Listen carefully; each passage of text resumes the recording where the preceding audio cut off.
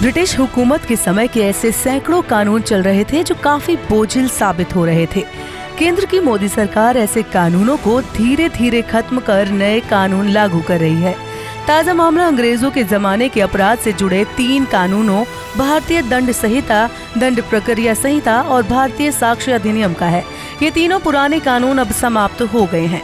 अपराध पर नकेल कसने के लिए इनकी जगह पर देश भर में 1 जुलाई से 3 नए कानून भारतीय न्याय संहिता यानी BNS, भारतीय न्याय सुरक्षा संहिता यानी BNSS और भारतीय साक्ष्य विधेयक यानी BSA लागू किए गए।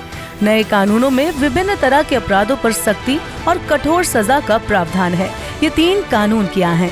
नए कानूनों में क्या क्या बदलाव किए गए? इन बदलावों से अपराध पर कैसे नकेल कसी जाएगी?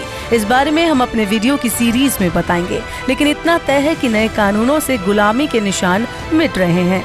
नई व्यवस्था से सजा के बदले इंसाफ दिलाने पर जोर होगा।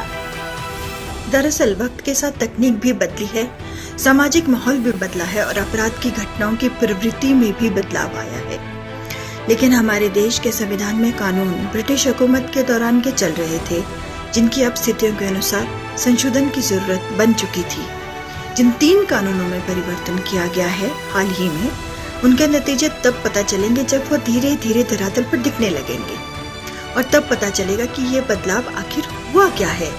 वास्तव में ये तीनों कानून प्रशासन और न्यायपालिका की जवाबदेही तय करेंगे, जो पहले मजबूती से नहीं हुआ करता था। जैसे अब पुलिस की जवाबदेही तय होगी, हर प्रक्रिया के लिए समय सीमा निर्धारित हो चुकी है, अपराधों को सख्ती से निपटा जाएगा, इसके लिए पूरा फ्रेम तैयार हो चुका है।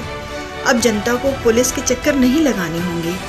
ईमेल, व्हाट्सएप और डिजिटल पैमानों को भी अब साक्ष्य माना जाएगा।